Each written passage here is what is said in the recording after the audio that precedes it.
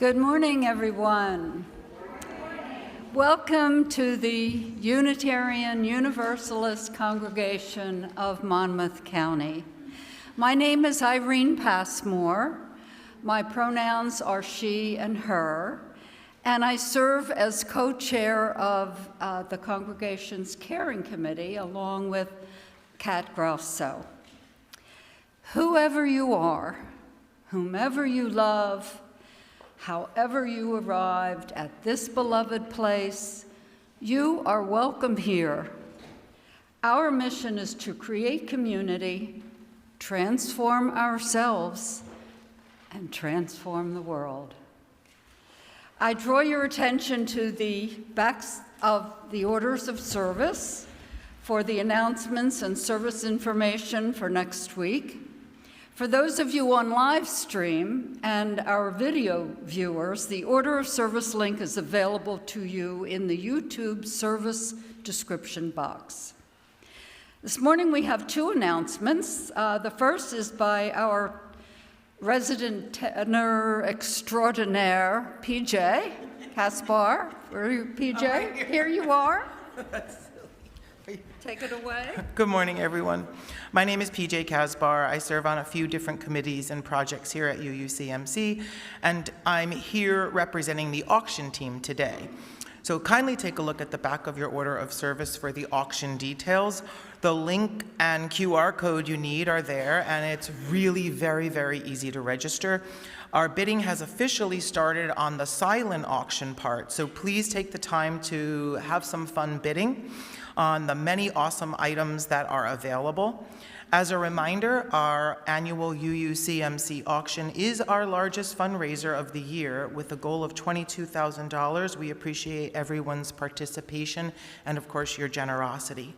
If you have any questions regarding registering, please don't hesitate to ask me or someone else on the committee. And lastly, mark your calendars and save the date for our live auction on May 4th at 6:30 p.m.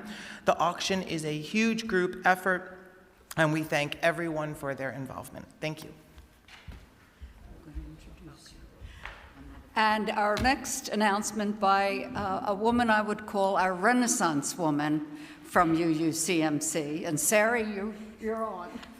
I can't be a Renaissance woman, but that I appreciate. I'm not a tenor, so she had to think of something to say, or extraordinaire, so. Anywho, good morning. Good to see everybody. Would you please raise your hand if today is not your birthday? Yes, that works out perfectly, because today we are having a party especially for you. It is the first UUCMC Party for All Ages unbirthday party. If it's not your birthday, it's your unbirthday. So in a first of its kind move, Community Hour won't just be Community Hour. It will be a party for all of us. In the community room today, hopefully you'll find 12 tables, one for each month of the year. We invite you to sit at the table that corresponds with your birth month. The other people who also sit at that table are now your birthday buddies. There will be a name tag for you to write your name and the birth date, like the number. So I would say Sari, January 14, and then other people would be like, oh, that's my birthday, get it? Okay, so there will be the name tag. There's gonna be some activities that you can do together. There will be a super, super cool hat, some bling, because you have to be well dressed for your birthday, your unbirthday party. Okay, and bubbles, because who doesn't like bubbles? And you're also going to have cake with a candle on top, which we're going to light the candles. Everyone's going to have a candle, and we're going to sing happy unbirthday to ourselves, and then you're going to blow out the candle and make a wish, and the goal is to have fun and make some new friends of all different ages. So get ready. It's an experiment. We never did this before, but you'll look cute, so it's okay. That sounds like I'm so sorry. Whoops. All right. If you are new to us today, Please visit our website, uucmc.org, where you can sign up to get all the latest news of the congregation by email. We do look forward to getting to know you better. Right now, please put your devices on silent as we enter into worship together, and welcome again to this place of love and hope.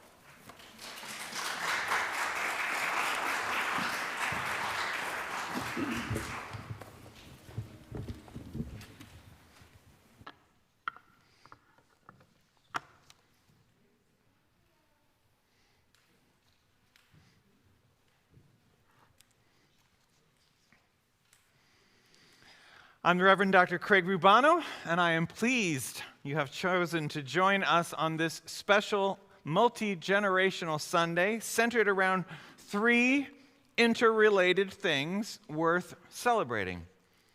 First, our monthly theme of interdependence.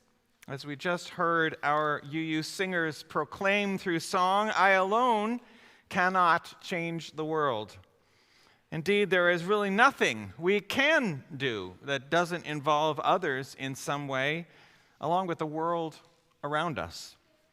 And what we do here is essentially grounded in community, in interdependence, as each week we celebrate our covenantal bonds with one another. Second, today is the celebration of Earth Day in 193 countries around the world.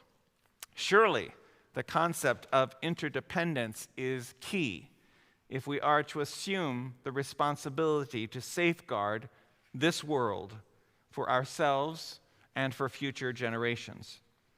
We are one with the earth in all its glories and in all its troubles as well. We work toward a renewal of energies to save a planet in existential crisis. Third, tomorrow evening, the Jewish celebration of Passover begins, a story of freedom from that which would constrain us, like Egypt did for the Hebrew people in the Bible's telling of a people's liberation and renewal. And Passover itself is tied to interdependence and to the earth as it centers itself on the newly harvested grains of springtime. So thank you for being here. In person, in our beautiful Earth Room sanctuary with its stained glass view of our Earth from space, and on the live stream through the technology set up by our beloved staff and run by an intrepid group of congregant volunteers. Indeed, welcome to you if you've selected this morning from among our YouTube offerings. Welcome all to an interdependent, multi-generational service of worship, with worship understood in its original meaning of a shaping concern for all that is of worth. Our call to worship comes to us from the minister of the Lake Chalapa Unitarian Universalist Fellowship in Jalisco, Mexico. And his name is the Reverend Matt Alspa. Breathe with me. Breathe with me the breath of life. Inhale, inspire, inspiration, ruach, pneuma, spiritus, the Holy Spirit, the many names for breath. Breathe with me. Know that with each breath, we take in molecules of air that were breathed by every person that ever lived. Breathe with me, and breathe the breath of Jesus, of Moses, of Muhammad, of the Buddha. Breathe with me, and know that we are all interdependent, that the Spirit of life flows through us all. Breathe with me as we come together to do the holy work of interconnection and relationship, that our work here may be blessed. Come, let us worship together.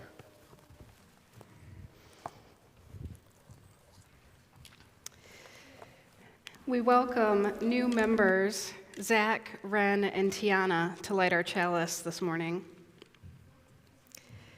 Our chalice lighting words come to us from Reverend Karen G. Johnston. What if when I light the chalice, you hear an invitation to welcome gratitude for the earth? This week, as I got ready to light the chalice at home, my family talked about our own gratitude for the blessings of this planet. The sounds of the birds singing, the smell of the rain, the beauty of the spring flowers, the wind on a hot day were among our favorites. And now with this flame of hope shedding light into your heart, I invite you to think about what is your list. Thank you. I invite us to rise in body and/or spirit to sing our opening hymn of praise for this earthly home of ours, number 1064 in the teal hymnals and on the screens. Blue Boat Home.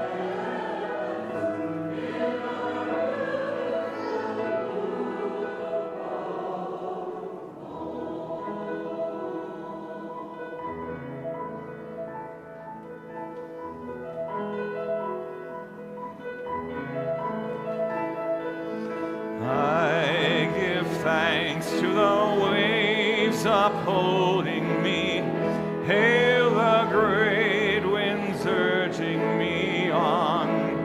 Greet the infinite sea before me. Sing the sky my sailor's song. I was born upon the fathoms, never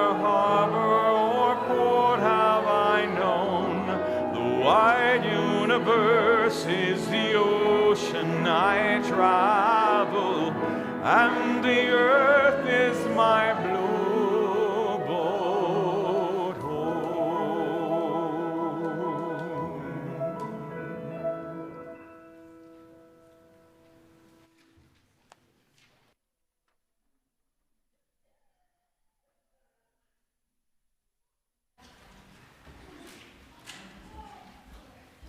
Good morning. I'm Sarah Fischel. I currently serve on the Board of Governance as the Vice President for Staff Resources, but I'm also very connected to our work on climate activism in the congregation. As I think about Earth Day, I think about what can we do to make our planet a better place, to make our towns and our cities and our country a better place.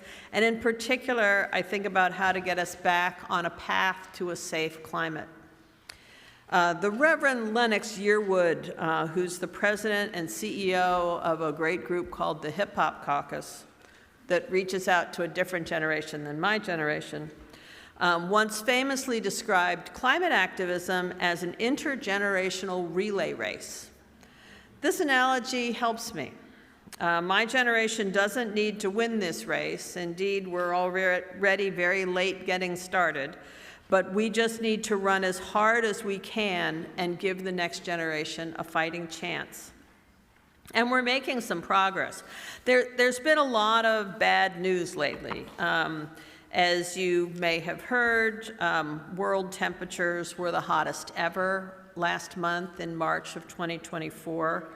We're setting all kinds of bad records, but we also are setting records in deploying renewable energy resources. Indeed, the amount of warming that we expect to happen on the Earth by 2100, by 75 years from now, has dropped by a lot since 10 years ago when I first got involved in this work. So 10 years ago, we expected to see a really catastrophic, almost 5-degree Fahrenheit increase in global temperatures by 2100. And today, we're only expecting, I said it wrong. 10 years ago, we were expecting to see a catastrophic, almost 7-degree increase in global temperatures based on current actions as opposed to what just governments have committed to. And now that's dropped to about 4.5 degrees. So the world has made big progress towards getting us back on a path to a safe climate. But there is more to do. Today's warming is about 2 degrees Fahrenheit over historical levels, and we have a lot of trouble with natural disasters now, so we don't want it to continue to go up to more than double what it is today. So we still have a lot of work to do. And one of the ways that you see that work happening is in all kinds of industry and electricity generation and products that we buy and use.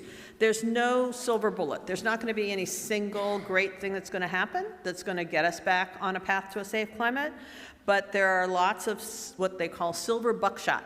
So one of the pieces of silver buckshot is, of course, solar, wind, and battery storage. And yesterday in California, was the day before yesterday. The day before yesterday in California, solar, wind, and battery storage provided more than 1.5 times the energy that was needed by the state, which means they were exporting their clean energy to their neighboring states. So in the US, clean energy sources are coming online faster than any other kind of fossil fuel sources. So there's lots of reasons to hope. But we have to keep running in this relay race. We can't slow down if we're going to give the next generation the best chance it has to have a safe climate.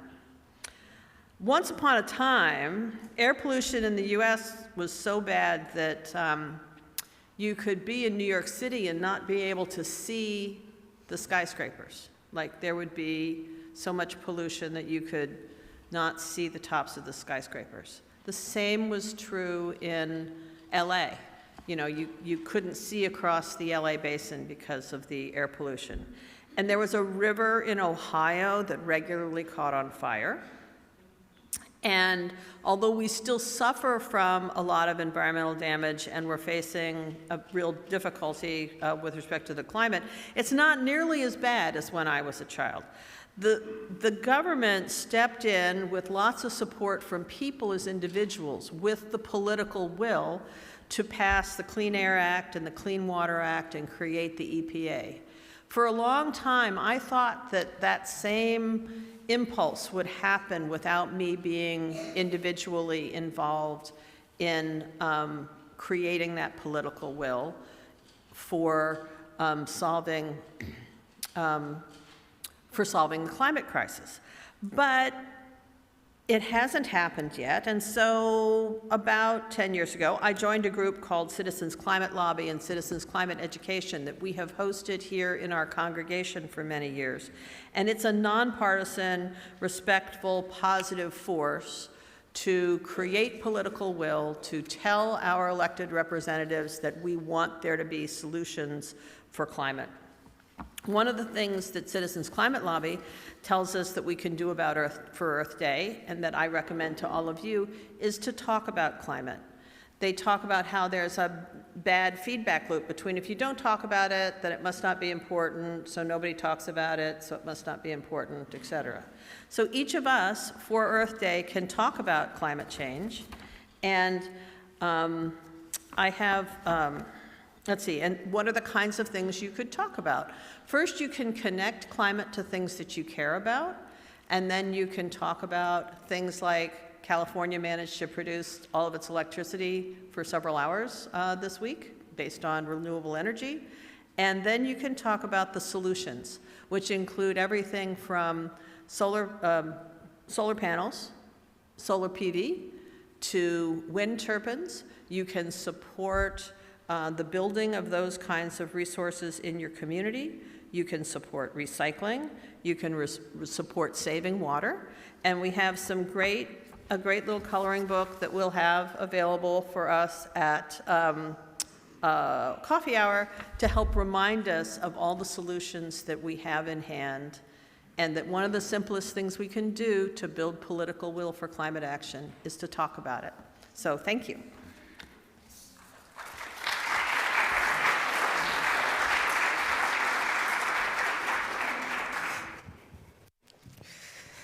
Okay, who's ready for a story? That's it?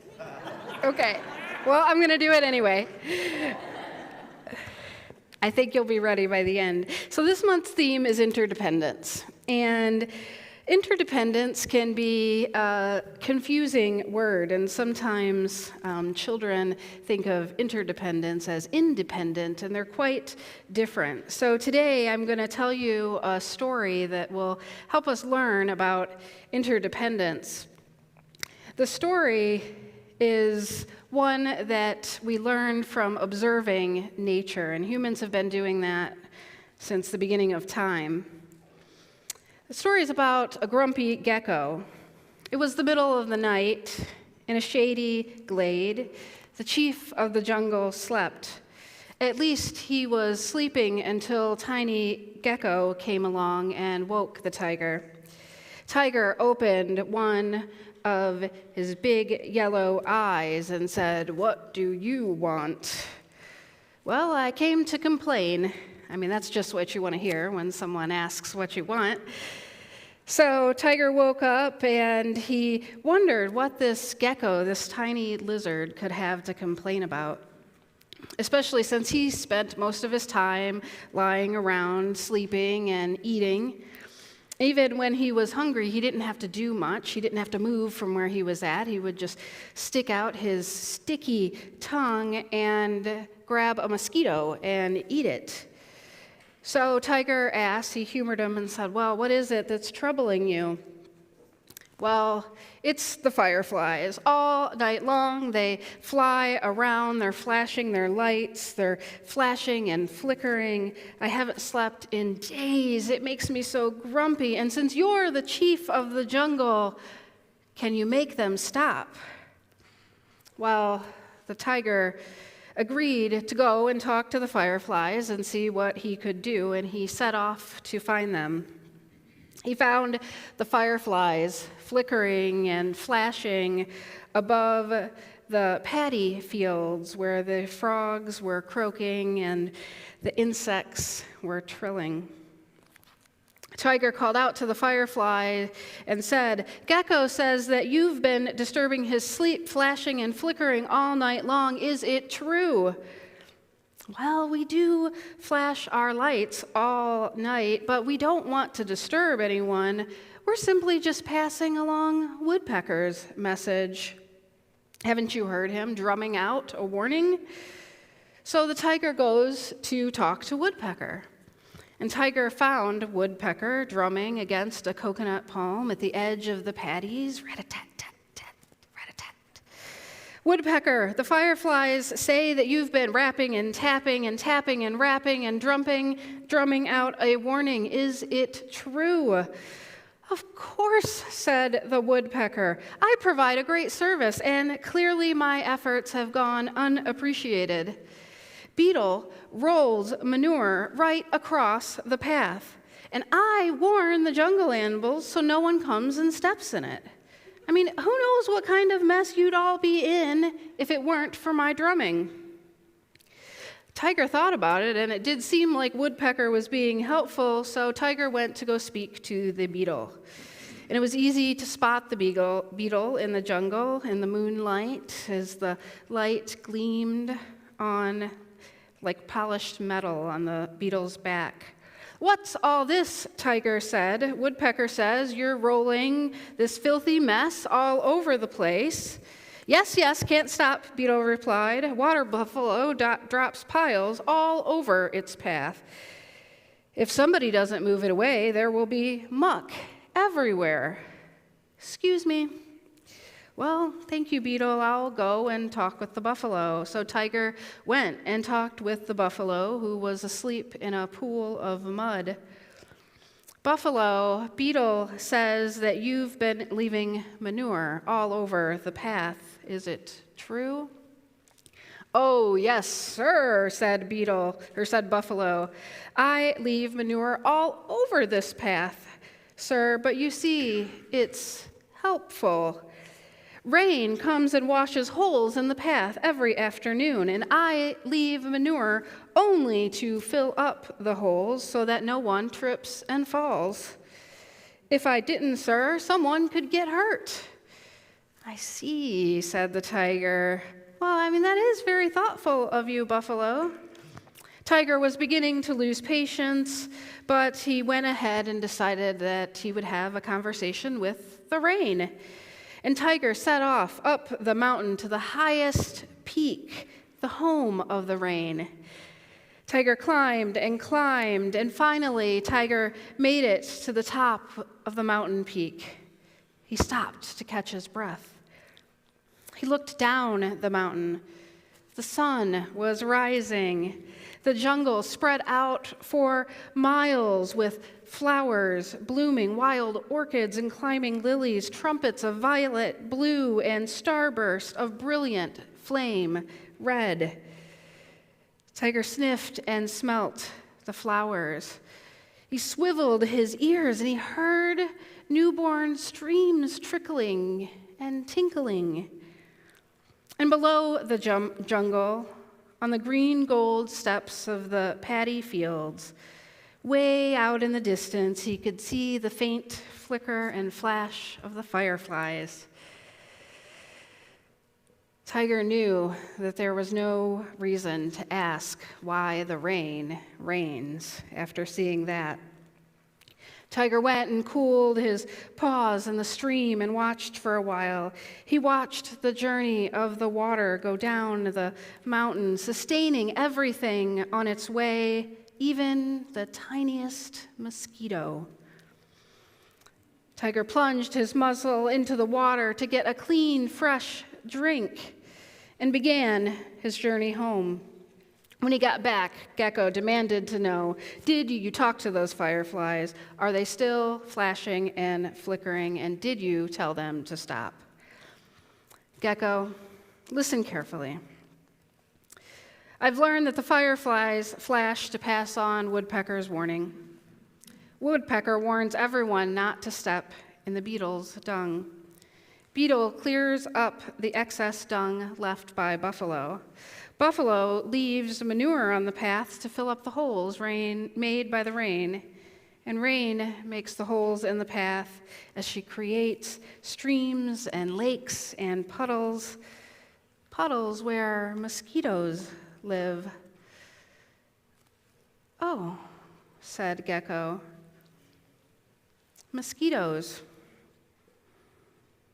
If rain stopped raining, Buffalo could stop filling holes, and Beetle could stop rolling dung, and Woodpecker could stop drumming, and fireflies could stop flashing. But I would have nothing to eat." "Exactly," said the Tiger. "Gecko, everything in the world is connected. Go and live in peace with the fireflies." So Gecko did some problem solving. He stuck himself upside down under a branch of a tree, closed his eyes, and went to sleep. The fireflies flickered and flashed. Tiger snored, and the rain does what the rain will do. And now each of us We'll act out this, we talked about interdependent versus independent. We're not independent, we're interconnected, we're interdependent. We rely on each other. And so now let's make something beautiful together.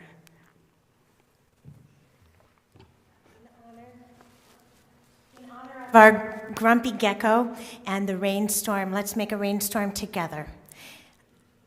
I would like you to try to listen while you're doing what you're going to be doing, okay? Listen for a huge rainstorm that will come through and pass away into nothing. Here are the instructions. I'm going to go section by section and ask you, by showing you, to start some motions. Once you start a motion, keep it going until I cut you off on the way back through. You don't have to have any rhythm. In fact, it's better if you don't, because this should be random like drops of rain, okay? So I'm going to start over here. We're going to add things in until our rain is pounding down to our ears, and then we're going to subtract until it trickles away.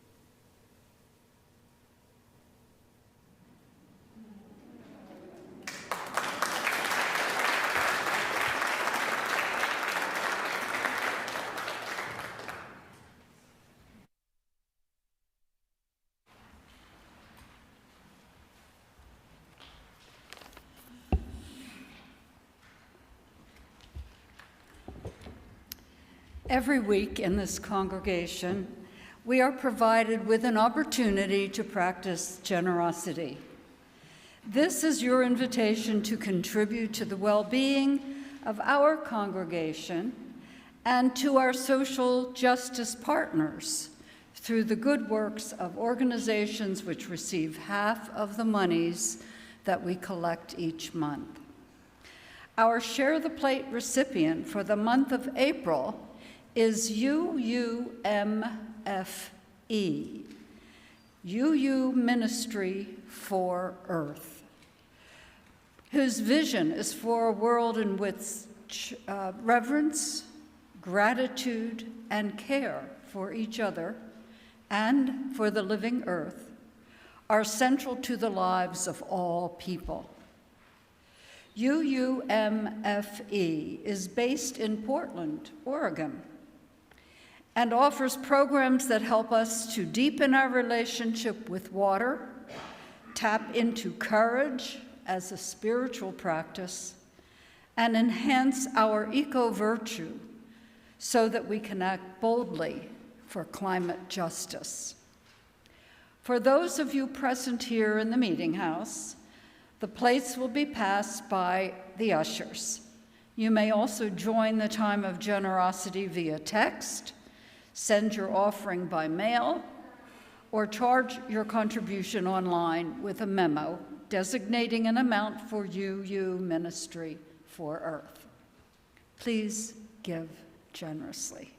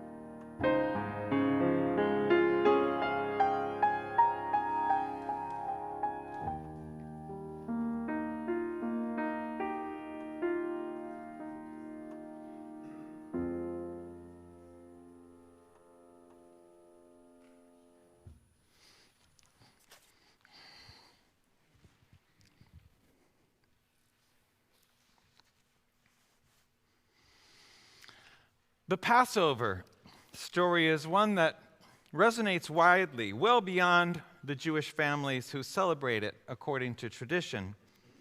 For it falls during a time of year in the Northern Hemisphere when promised lands burst into color all around us.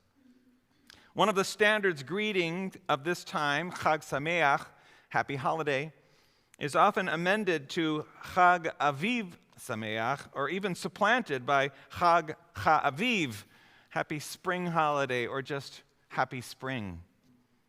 It is no accident that Passover arrives just as the flowers are poking their heads out of the soil, the buds emerging from the trees. For spring in Middle Eastern lands was the time of harvesting the grain. Spring is when the grain was picked, not when it was planted. Bread in the form of matzah is central to the Seder meal of Passover. That's why we bring out the festal bread and sing songs of freedom. Passover is forever tied to the earth, our blue boat home.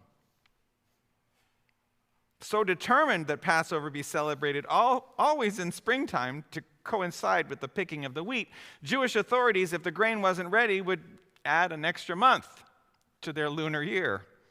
We still do that today. So that Passover will always fall at barley picking time. Leap months are added to the calendar 7 different times in a 19-year cycle. That's why Passover seems to move around a bit. This year, Passover comes nearly a full month after Easter. Next year, they will line up more. Actually, however, Passover always begins on the 15th of the Jewish month of Nisan. It's just that sometimes there are 2 months of Adar. The religious calendar years of Judaism are based on when barley and wheat are ripe for communal picking. And it's all because of spring, because of the earth and its cycles. Passover time is a moment for what has become known as spring cleaning, throwing out not only the treif, the edible items not suitable for the Seder, but anything that will disrupt an intentional focusing on the new life that begins with the decision to leave constricting things behind. Perhaps you've heard the modern parable about the 2 fish. 2 young fish are swimming through the ocean. They pass an older fish who says to them as they go by, "Hey, young'uns, how's the water today?" As the older fish continues on his way, one young fish looks at the other with perplexity and says, "What the heck is water?"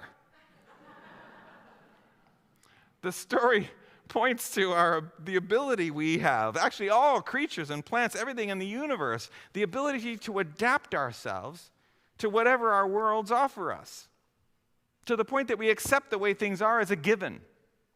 The young fish don't even have a word for the very water in which they swim. It just is. The problem is that the environment is always changing, and we in turn constantly and often unconsciously adapt to it.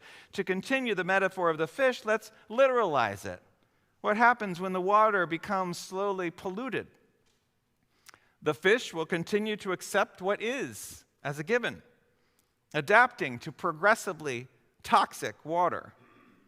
Their world becomes more and more narrowly survivable. Their lives become increasingly constricted by the poisons being released into their worlds, until one day, it's too late. The word for Egypt in Hebrew is Mitzrayim, whose literal translation is constricted places, narrow places, the places in our journeys in the world that are slowly squeezing the life out of us. In the Hebrew Bible, the metaphor becomes an actual place, Egypt, where people are literally enslaved. Today, on Earth Day, it isn't hard to see that a modern-day climate crisis Egypt of our own making has become the water in which we swim. In the Passover story, when Moses first tells the Hebrew people that they will be liberated, but that there would cost them some suffering in the short term, they are uninterested in his message. They have become accustomed to their lives as they are. The famous 10 plagues, the lice, the flies, the locusts, Michelle's favorite, the frogs. Those plagues, Fred Klein writes, are not intended merely to break the will of Pharaoh, but to awaken the people to the fact that the world given to them is not the world which can and will be. The Hebrew people wake up to their physical and spiritual constriction and follow Moses, heading off on a journey away from Mitzrayim and toward a life lived unfettered, towards a place of interdependent celebration with family, friends, and others. Yet the road to those goals is always full of who knows what obstacles. In the case of the Passover story, the people leave in haste with not time even to fully bake their bread for the trip. That's why we eat unleavened bread this time of year. And for 2 generations, it is said, the people, the Hebrew people, wander through a perilous desert environment. Indeed, many do not live to see the promise toward which their actions lead. The changes needed to preserve our planet may seem painfully incremental to us. Things that won't shift our world in noticeable short-term ways, but that's always the way with change. That's why it takes courage to leave our Mitzrayim, our Egypts, to leave it behind. For to break from habits that bind us to unhealthy, incomplete versions of ourselves, we have to enter into a kind of wilderness, the wilderness of the journey. Change doesn't happen overnight, but the decision to embark on change can happen right now. We could summon up the strength of will to leave behind old ways, even if to do so we don't have time to bake the very best kinds of breads we'd have loved to have taken with us. When we have the determination to change, now is the time, not when the bread has been allowed to double prove. The promised land is a set of promises we make to ourselves and to one another to live interdependently as community in a certain way so that whether we ever fully arrive, we honor the integrity of our intentions. Passover is about renewal into a better way, the way of freedom, no matter the costs along the path. Rabbi Art Green asks, what is holding us back? What is our inner Egypt? What keeps us from being in touch with the deepest parts of ourselves? What are the Mitzrayim of the mind, the Egypts of the soul? And how do we liberate ourselves? I would venture to answer the rabbi bit by bit. We sit in this soaring space with light shining through an image of our earth taken from a perspective that was unimaginable for billions of years, not even imaginable in some of our lifetimes. It took centuries of curiosity and ingenuity and imagination and funding that finally allowed a person with a camera to soar into the heavens, and in a moment that literally took his breath away, to see the beauty of our blue boat home. The kind of vision that inspires us here is never fully realized. But week after week, we ask ourselves to take one metaphorical step after another toward living into a freedom, an authenticity, a promised land of embodied truth. Might the Passover story of old inspire you to take the first movements on the journey towards something more promising, something more life-giving, something more worthy of your precious humanity? Might it inspire you to join in the movement to save this beautiful planet of ours? There will always be a reason to wait. But why not now? Why not start on the journey today? Why not start together to renew our conviction that changes are necessary for our very survival. Let's not wait for the bread to rise. Let's just go, leaving Mitzrayim behind and into a spirit of newness for ourselves toward interdependent lives characterized by authenticity. And may it be so, at least in some small way for each of us today, buoyed by this powerful community of hope and love. It's spring. Clear out the old. Let the journey begin. Chag Aviv Sameach. Amen. I invite us into a time of prayer and meditation this morning with a musical setting of verses from the biblical book of the Song of Songs. Karen Gear will introduce it and gift it to us in song.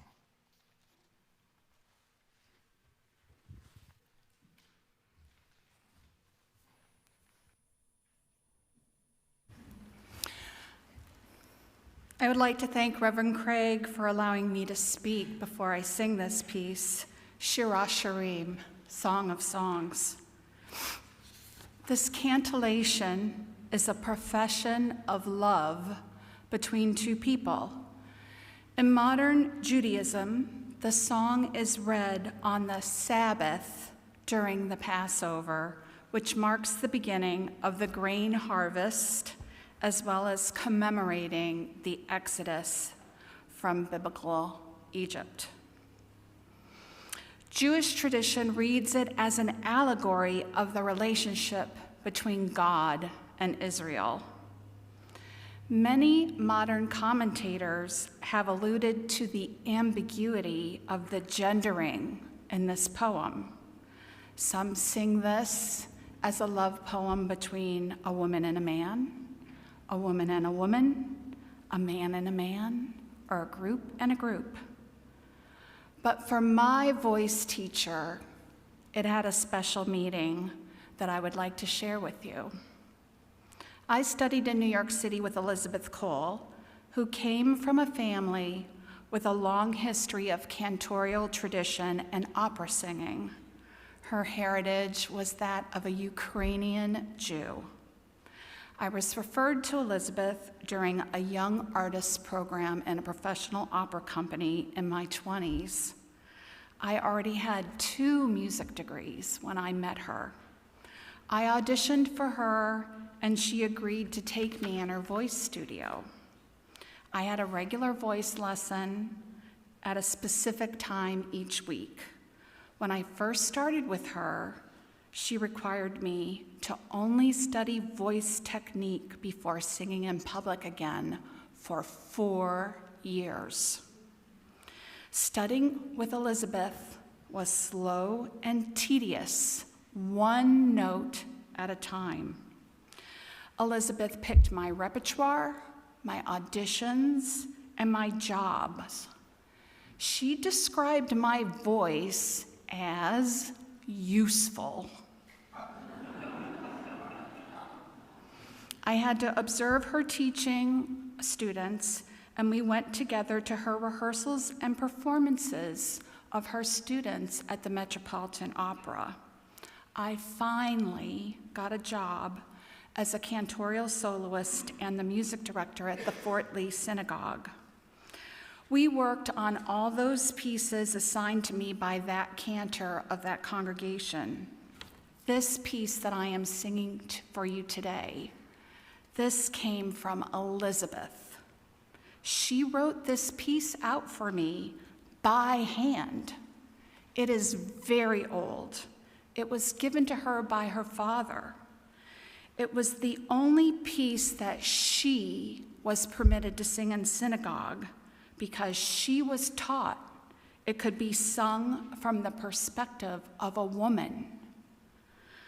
Elizabeth was very specific about how this piece could be sung, where to be louder, where to pause, where to give cantillation, and where to breathe. Elizabeth was present for the first time I sang it, as she was present for most of my public performances. I had to sneak in an additional breath. When I took the breath in the performance, I thought, oh my goodness, I hope she didn't catch that. But afterwards, she said to me, you sang that perfectly, except for that horrible, unwanted breath. Elizabeth died before the pandemic. She was 93. I was very involved in her end-of-life care. I was her friend, her lawyer, and she was my mentor. I have not sung this piece since she died. I haven't been able to. But it is hers. It's hers. I sing it the way that she would have me sing it. I would like to thank Louise for Friday's rehearsal, as she had to learn all of Elizabeth's markings. A reminder that we do not give applause at the end of cantillation. Shirah Shirim, a song of songs.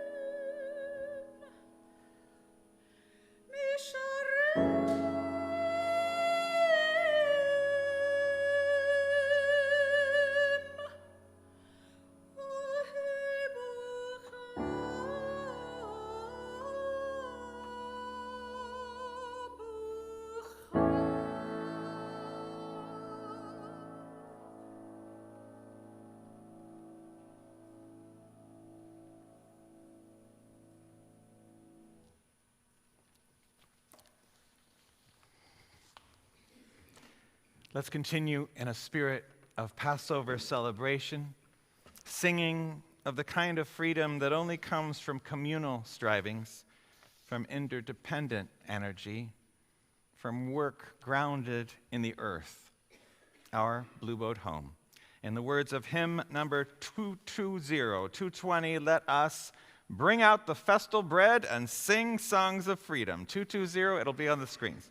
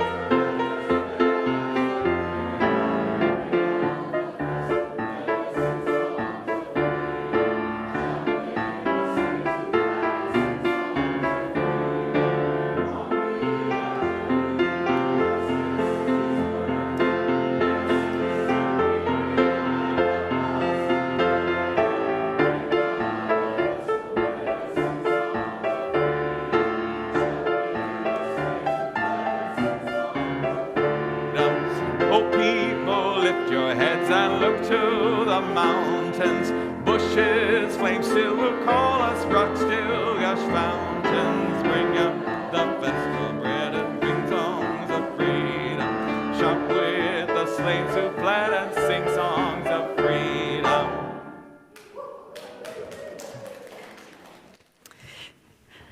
A reminder to join us after the service for our unbirthday party.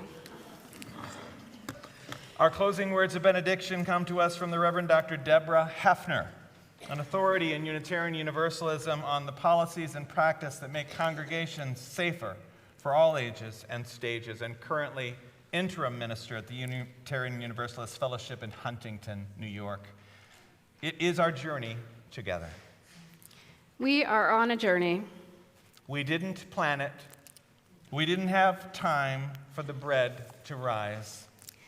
We may find ourselves in the wilderness, hungry, thirsty, doubting that we should have ever come. But look around. We are not alone. It is our journey together. A journey to better ourselves, a journey to a better world, a journey to a more promised land. Let us go in peace together to bless the world.